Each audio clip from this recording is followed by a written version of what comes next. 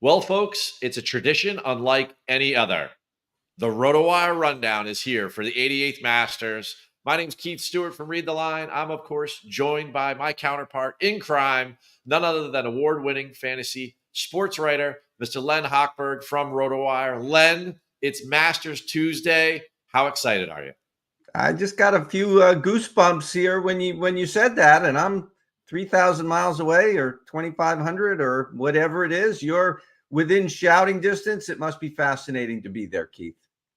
I mean, the pulse in the city here of Augusta, it's just absolutely thriving. It's just really, really a cool thing. I mean, this is small town America. And for about what now with the ANWA and everything else that goes on, the drive, chip, and putt, you've got about 2 weeks of absolute fantastic fervor in and around the game of golf. What they've built down here is quite the empire. And it's electric in so many ways. And before we get started today, I always think about this. This week recalls so many memories for all of us. And you and I get so deep in the weeds from time to time about the golf and maybe the data, the golf course architecture, and all these different things. But the Masters, I joked in the beginning, it's a tradition unlike any other. Do you have a family tradition or a favorite memory or something that, makes this one of your favorite tournaments of the year? Yeah, I'll go first, and then I want to hear yours, please. Yeah, I have a couple of buddies. Well, I have more than a couple of buddies, but a couple of buddies, and we get together every year to watch this Sunday round, the final round, and we rotate hosts. And just like John Rahm, somebody's got to come up with the menu, and Oh, that is the most special thing for me, just getting together with my friends and watching every year. But if there's one tournament that kind of reaches out, harkens for me, and I'm a little bit not thrilled that when I'm thinking about this, it has to do with betting, because I really want to elicit the purity of the golf and the experience. But a number of years ago, the RotoWire has a league, and we've been doing it for 25 years. And it's fantasy golf, and we pick 5 guys to start each tournament. And I picked up a guy a few weeks before the Masters, before he'd been playing well. And didn't know much about him. He wasn't a popular name. He was over in Europe. And lo and behold, on Sunday, he's in the mix, and I'm just going crazy that this guy might win the Masters.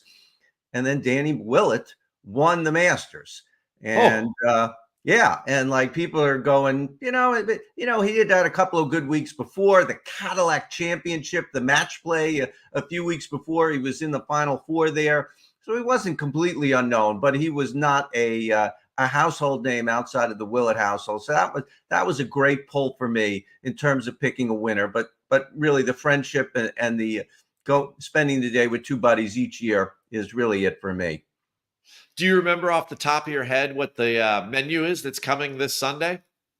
Well, it's not at my house this year. We had it. In fact, I'm next year, so I have a little time to plan and get together with the chefs and everything. No, my buddy says he's bought a brand new slow cooker, so I'm going to guess we're going to get some sort of chili or something, which is sounds awesome. Hey, I mean, Sunday Masters with the friends, the weekend, moving day in Augusta, all of it is it's absolutely extraordinary. Well, I've been fortunate enough to come to Augusta a couple times. And on my second visit in 2001, I traveled here with my dad. Mm. And those were the days where I was still working at Isleworth down there in Windermere, Florida. And during the practice rounds, we were standing along the ropes over where the old short game area was. And here comes Mr. Woods. And he's fresh off of 3 major championships, and it's the 2001 Masters. And there's obviously tons of talk about the Tiger Slam happening. And I grab my dad and I yank him over to the ropes. I go, hey, we're going to get like one shot at this to say hi to this guy. This is it, right? Like for all week. And so we're standing there alongside the ropes and everything, and he's walking by, and I get his attention really quick. And we're in a sea of similarity, but he knew my voice because I saw him on a daily basis when he was in town. I worked at the club where he lived down there in Florida. And I yell out to him, and he stops, and he kind of surveys the crowd very quickly, and he sees me, and he walks right over. And I at that point, I had my dad right behind me, and I like rip him up to the ropes. And I was like, "Hey, Tiger, could you do me a quick favor?" And he says, "Yeah, what? Like, what do you want me to do right now?" And I said, "Would you meet my dad?" And my dad puts his hand out and he goes, "Hi, I'm Keith Stewart." And Tiger looks him in the face and he gives him one of those like big smiles, with the glowing white teeth and everything. And he says, "That's original." And my dad says, and my dad says, "Good luck this week." He goes, "I'll take all I can get." And he just walked away. And of course, he went on to win his 4th major in a row. But I mean, that moment for, a young guy that was getting into golf and was trying to build a career in golf, which is now 23 years ago. For me to be able to do that with my dad and kind of share that moment keeps Augusta National and, Magnolia Lane very, very close to my heart. And you know what? I tell you, I think it's been close to the hearts of many, many golfers. And I think about how some of these guys, they were practicing their putting as they were kids, late at night, waiting to get picked up by their parents. And I think about Scotty Scheffler practicing his putting as a kid, thinking about, I'm going to make this putt to win the Masters. So as we transition to the 88th Masters and our coverage of it here on the Rundown, does anybody have any chance to take this guy down? Because if you run any sort of model, if you look at any sort of history, I mean, Scotty Scheffler's the man, and the odds reflect it. Yeah, I absolutely do think that other guys can win. Not many other guys, but other guys can win. I always think that the Masters almost always comes from the top 12 or so in the world rankings. Granted, we don't have the world rankings aligned perfectly with the players this year, the last couple of years, but generally the top players are there. There are 1,246 clubs on the grounds at Augusta National this year, 89 golfers, 14 clubs in their bag, 1,246. I did not do that in my head. And really the most pivotal club of all 1,200 plus, Scotty Scheffler's putter. If Scotty Scheffler's putter is working, then the answer to the question is a little bit different than if it's not. And I'm trying to think, if you or anyone listening, if you've got, if you're playing Scotty Scheffler and you see him get over a putt on Sunday or even before, you're going to be wondering, is this going in? You're not going to be super confident that your whatever, he's going to make this putt. Wonder how he feels about that too when he gets over the 5-foot putt. So I'm a little nervous, more than a little nervous, to get behind that putter with all that's on the line. Scotty, for me, he just doesn't win enough for me to go like single bullet bet and just take him at 4-1 or whatever the number ends up being. I don't know that there'll be any live markets for him. The odds makers are so scared of him. Everyone's so scared of him. It seems like, he's got the best iron game. He's got the best short game. He's got the best ball striking. He's got the best Augusta caddy. It seems like he has every advantage. But one thing he doesn't have is that the last betting favorite, or the last tournament favorite coming into the Masters to win was none other than Tiger Woods. And the comparisons are going to continue until Scotty starts to win more. I mean, this run that he's been on, it's been fantastic from a ball striking perspective. But Tiger would have won a lot more. And if Scotty comes back and wins another green jacket here after the 2 events that he won, and he goes Players, Augusta, and he starts to create some talk in and around what might happen at Valhalla. I certainly think that he's well aware of the history there, and he's obviously super focused on that 1,002. What'd you say? 1,246th club that we're counting there, right? That's obviously the magic wand that will get it done. I don't know if I believe in Brandel and say that he'll win by 10 if he's putting well, but at the end of the day, I think it's going to be a struggle for anybody, and we're going to have to get creative. And thankfully, in something like DFS, we have all of these different options with which to play with, versus for me, I'm trying to pick a winner against the field. And, speaking of somebody who won a lot here at Augusta, he's got 5 green jackets. Just real quickly, before we get into the skills and the names and everything, what are your prospects for Tiger this year at the Masters? Yeah, everything changed for me. What I was thinking about Tiger, what the outlook for the year was when he didn't play the Players Championship. By all indications, he was healthy. He certainly needed the reps. He didn't even get in, 4 rounds, didn't even get in 2 rounds at the Genesis. The whole thing, my ankle is better than it's ever been or since the accident. I want to play once a month for the year. And then to not play, it was just so deflating in so many ways for me. So I just don't understand. I'm hoping he will be asked about it. I don't think anyone's had a chance to ask him about it until maybe today. So I'm really downgrading him, and I think he will make the cut, and that's about it. And he will break the record he shares with Freddie Couples and Gary Player for 23 straight cuts. It'll be his 24th, but and we'll get to see him when CBS comes on at 2 p.m. Eastern on Sunday. Maybe we'll see Tiger walking up 18. He'll be done by then, but that's about it. And it'll be nice to see him. But just when he didn't play the Players, it was like, what are we even doing here? What's going on?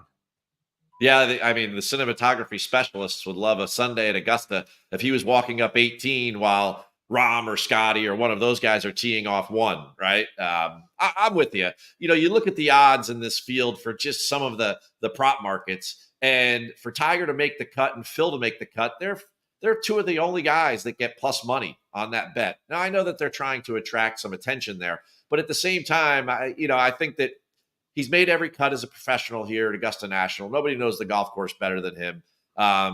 First him, second Phil. I'm with you. I believe he keeps the streak alive, but I think the ceiling is at best a top 40. Now, top 50 and ties make the cut, so he's got to beat like 10 guys to get into that realm. But other than that, I think we haven't had 4 healthy rounds, and that's debatable since the 2023 Genesis, which you were at and I was at. So, we would love 4 rounds, whatever they may be. We will take them. Right. At least the weather after Thursday, at least the last I checked, he's not going to run into what he ran into last year, where just the weather was terrible on the weekend, and that impacted his decision. Yeah, there's no doubt about that.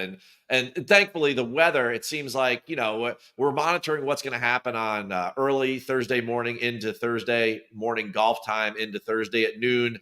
There's a storm system coming in Wednesday night here to Augusta.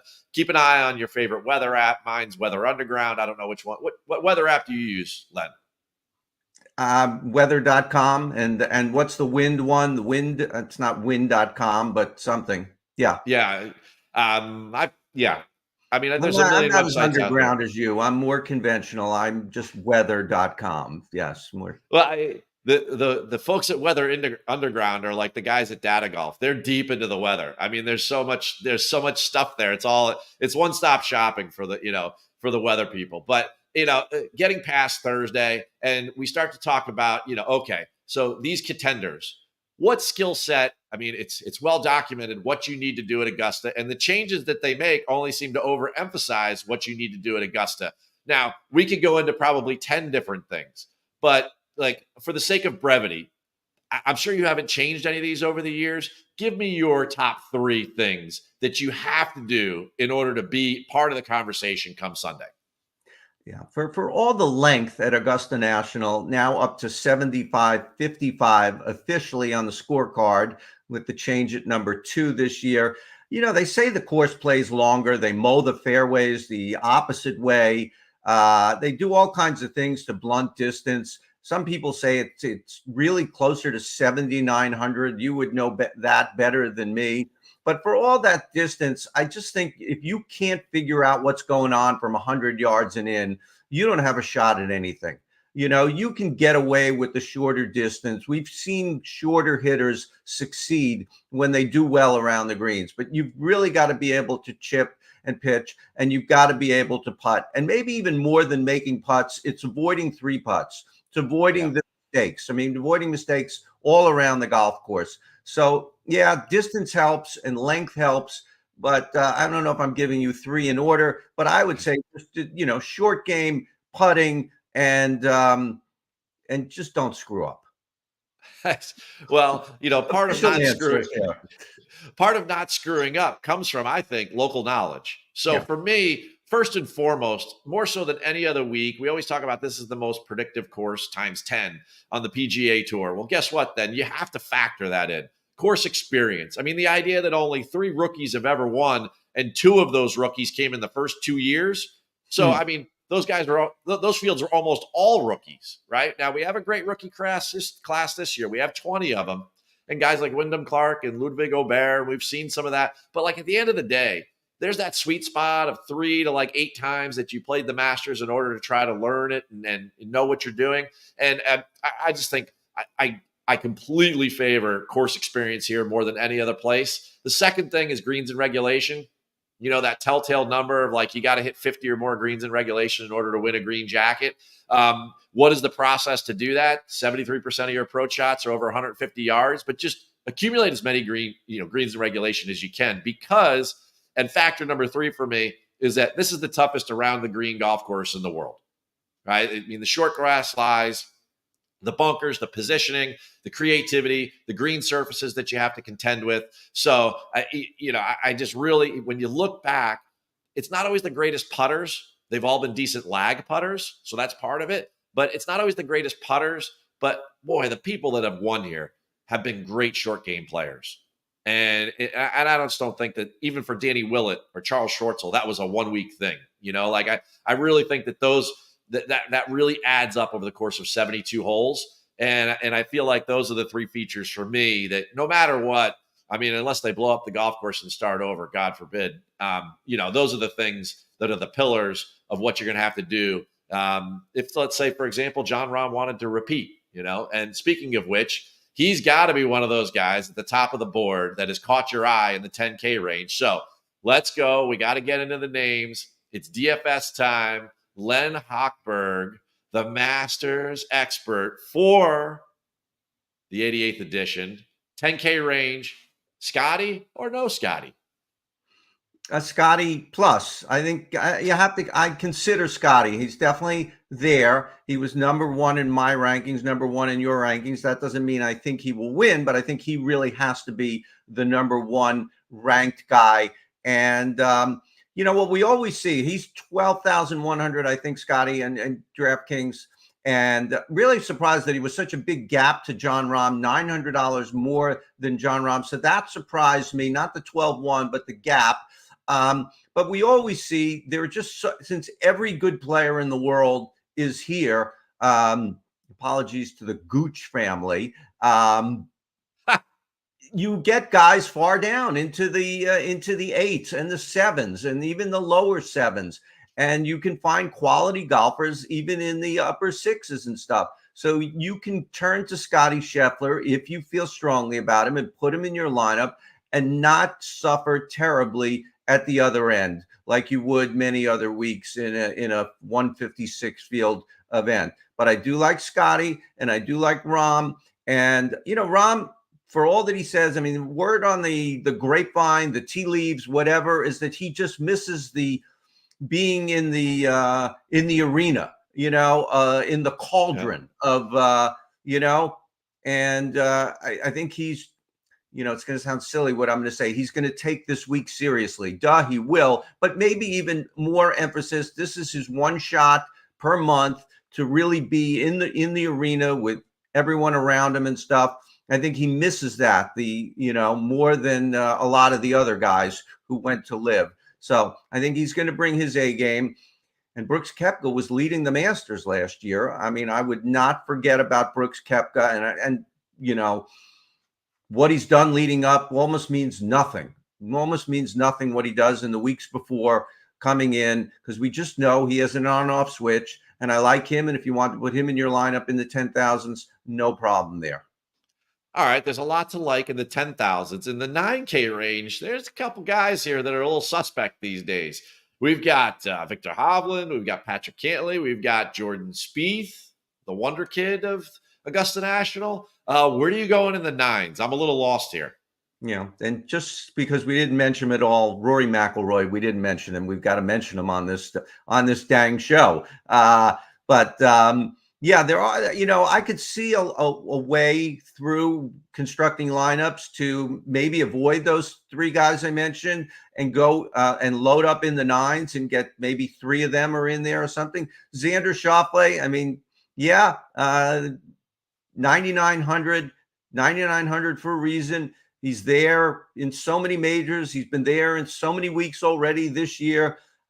Something happens and he doesn't win. But maybe at 9,900 doesn't have to win. And 9,400, Jordan Spieth. I love Jordan Spieth. That we talk about the predictability, and we can predict that he just plays well here. Even when he was in his 4-year abyss from 2017 to 2021, he was still playing well here, and he knows his way around the golf course.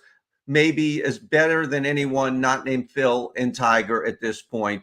And the guy who's been playing as good as anybody this year, non-Scotty Scheffler division, Hideki Matsuyama, all the way down at 9,000. I think that's a fantastic price. We know he can play well here. He's not the greatest putter, but he's really great around the greens. He leads the tour in strokes gained around the greens. I think that there's just a belief that Hideki Matsuyama is not good around the greens. And on the greens, yes, but around them, he's the best right now, statistically.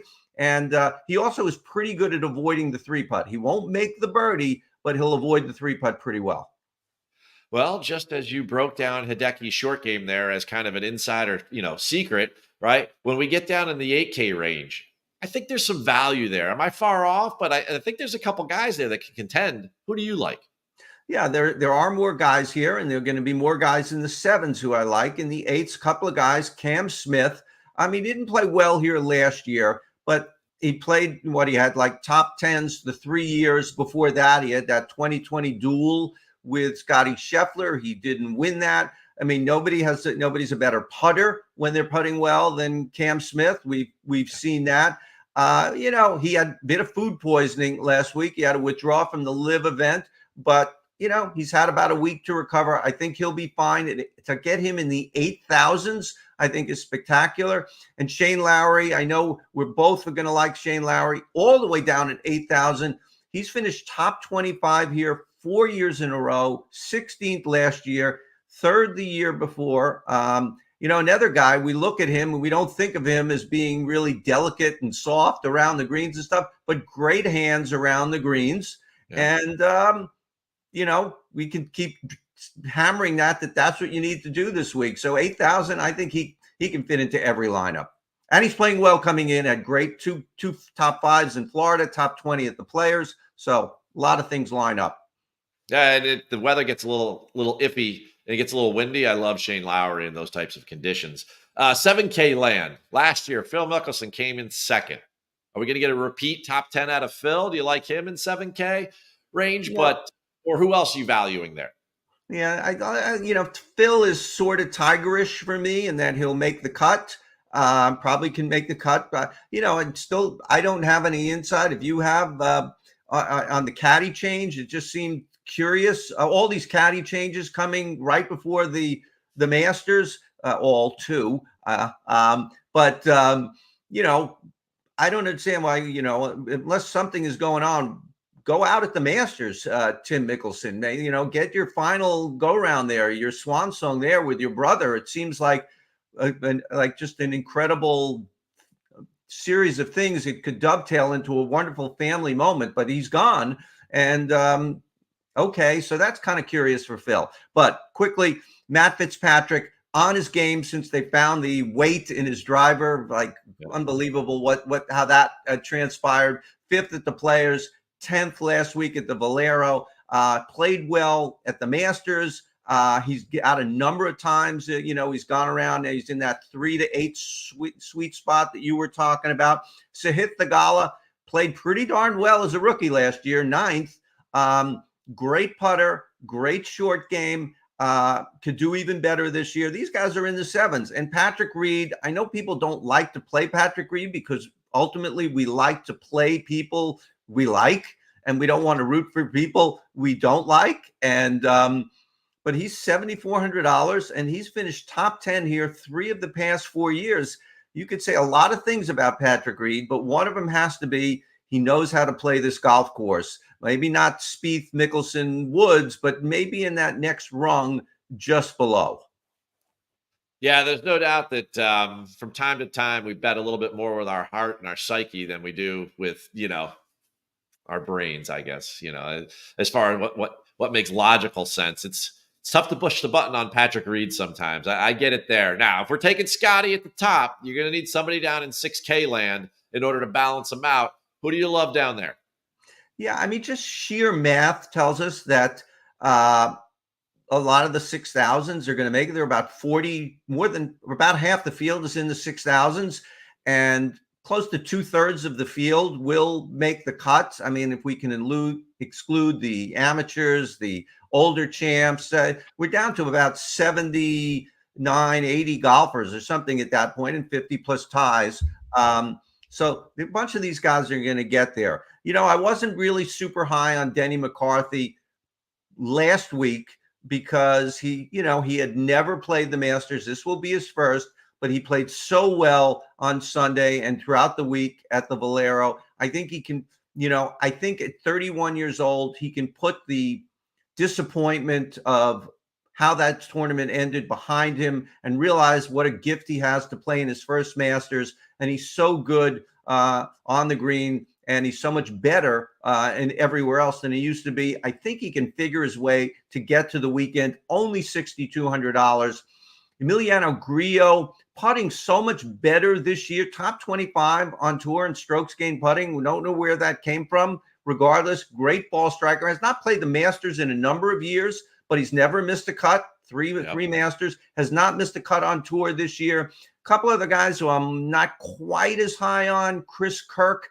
Terrible putting numbers this year, kind of a concern. But other than that, I think he's pretty conservative and can get from point A to point B pretty quickly. He's in the nines and in the sixes. 6,900 is what I meant. And JT Poston has the potential with his short game to make it to the weekend as well. I love the Grillo call, and I like the Kirk call. And the reason I'm going to bring up Kirk there and feature him for a second is that one of the crazy comps for Augusta National is success at Kapalua. And who won there this year? None other than Chris Kirk. So I think at the bottom of the board, as always, you come up with the best names. Now, at the top of the board, or the guy that's going to win the green jacket, for me, we start to talk from a betting perspective. From the favorites, I love Jon Rahm. At plus 1,300, there's no way this guy is the third favorite to win this golf tournament. All right, you can argue what you want. Certainly, I know who number one is. But Rahm is number two. There's no doubt about it. He's the strokes gained leader on property of this generation by a bunch.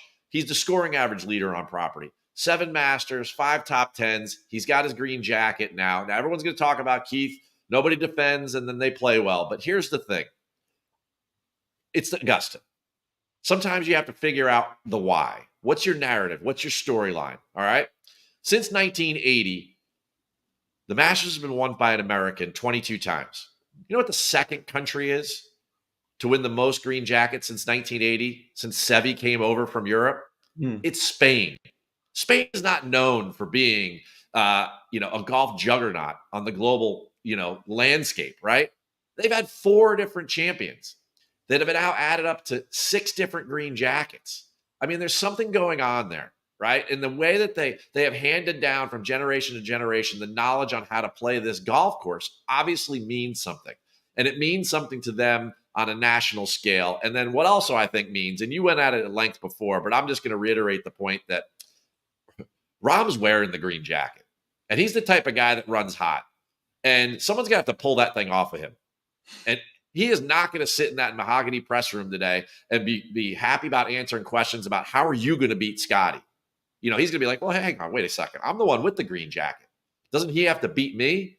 Right. And for me, sometimes when people get edgy and they get ornery and stuff like that, it's not a good motivator. Right. It leads to anxiety. It leads to pressure. I think that much like Michael Jordan or something, a player like that, or a Kobe, I think Jon Rahm takes offense to things, and it's a very, very strong motivator for him. So for me, at the top of the board, I love Rahm to repeat and be the first guy to do it since Tiger did it in 01 and 02, and be the 4th all-time to do it, and kind of goes along the lines of all of that Spanish history there at Augusta. And then further down the board, we talked about him a little bit before, but at plus 5,500, Shane Lowry is doing some unique things that kind of from my perspective, really catches my attention. And we got to find some value. Every once in a while, we get a Danny Willett or Hideki or somebody further down the board, Charles Schwartzel, that does win this thing. It's not always somebody that's 12-1. And I think Shane has the possibility to do it. He's got 4 straight top 25s there. He's learned to play Augusta National. And in 2022, when he finished third, coming in, he had 3 straight top 20s. Now, you started to list them earlier, but, when he was down there in Florida. This year, coming in, he's got, 2 top 5s, but then he's got 3 straight top 20s when you count the players. He is in great form, and I tell you, Augusta Green looks good on the Irish. I mean, sorry, Rory, all due respect, but, I think that it's just one of those things where I wouldn't be surprised in the way that he took. Think about winning the first Open Championship in your home country of Ireland and how much pressure was on him there, right? He handled that with tremendous aplomb, and I think he can do that again. He's been in the heated Augusta, and he's very creative in and around the greens. So for me, those are 2 names. Now, I got to go back and I got to correct you on something. And I want to talk about this for a second before we go. And I know we're running a little long on time, but you came out with the power rankings for just the Masters. This is not the world rankings or anything, so let me be clear. And you put Scotty Scheffler number 1. Now, earlier you said that I put Scotty Scheffler number 1. I did not. I put John Rahm number 1. So we've already kind of talked about that. But there were some other people on that list that you and I kind of had some differing opinion on, and probably one of the ones that was the biggest. Now, that being said, there's an old saying, great minds think alike or fools seldom differ. You and I had 48 of the same top 50, which I thought was kind of cool because we didn't consult on this at all. But you have Jordan Spieth at 4th, and I have Jordan Spieth at 12th. Talk me through how Jordan gets to 4th on your list coming in with no form. And obviously that's why I dropped him down, but I had to ask you this question. Yeah, well, Jordan Spieth, any week when deciding on Jordan Spieth is always just frazzles the brain. Well, he does this, but he does this. He does this, but he does this, but he's this, but he's he's Jordan Spieth. And we saw at the Valero, the 3-footers were just it's like standing over a cliff to see him trying to sink those 3-footers and stuff. But he just plays so well here. He was 4th last year. He wasn't great coming in. He was probably better last year coming in than this year coming in, but he was also 10th at the Valero and 10th, something like that last week. Yeah. But and it was a darn good field. So I would say that he found a little bit of something from 3 feet and out, from 3 feet to 600 yards, much better than 1 to 3 feet.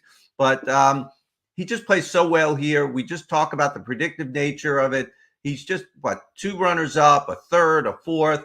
I just can't get past how well he plays here. And I just think that when he comes here, he just knows it's his special place. And I expect him maybe not to win, but I think he'll get major minutes on TV on Sunday. He just does it all the time. And he's Jordan Spieth. Well, I'll tell you what. This week, I wish him the best. I mean, as he heads down those amazing alleyways covered with azaleas, I just hope he doesn't throw any more gutter balls. Yeah, I know. I had to go there. Hey, folks, you know where you need to go, right? You need to come see Len and I every week at the RotoWire Rundown. It's this time. We cover the best topics, the most fun topics, and we give you the names at the end of the show, week in and week out. The time is 11:15 Eastern Time, 8:15 Pacific Time. Len Hochberg from RotoWire, go check out his power rankings. They're up there on the golf tab, right there at the top, free for you to see. And mine are up at golfdigest.com, right there up on the main page, free for everyone to see. Len, have a great 88th Masters. Enjoy the Sunday with your buddies. And I'm going to head back over to Augusta. Keith, have a fantastic time this week. Enjoy it. Soak it all in, man. Oh, it literally is a tradition unlike any other. Take care, everybody. We'll see you in a week.